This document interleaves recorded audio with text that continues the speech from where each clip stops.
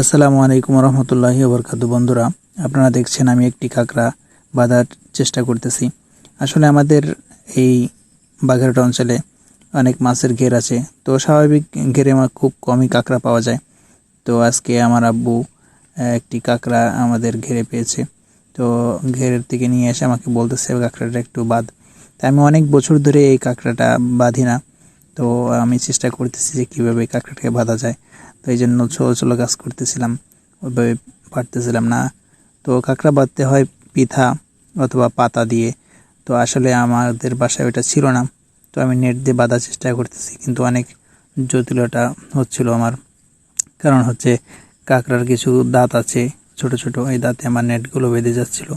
তারপর অনেক কষ্ট করে অনেক সময় ধরে আমি কাঁকড়াটা বাঁধার চেষ্টা করতেছি। তো আমার কাছে ভালোই লাগছিল যে অনেক দিন পরেও আমি এটা বাঁধতে পারতেছি। এরপরে আমি অনেক কষ্ট করার পরে শেষ পর্যন্ত আমি ওকে বাঁধার চেষ্টা করতেছি এবং সাবধানে কাজ করতেছিলাম।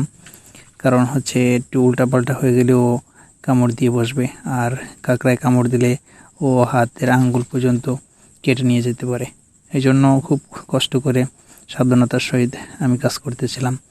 তো আসলে এই অভিজ্ঞতাগুলো সবার থাকা দরকার। যে কোনো কাজ করতে পারা এটাই একটা মানুষের যোগ্যতা। তো অবশেষে আমি ওকে খুব সুন্দর করে ওর দুইটা পা অনেক কষ্ট করে আমি বাঁধলাম। এরপরে কাঁকড়াটা ছিল হচ্ছে একটি মায়া কাঁকড়া।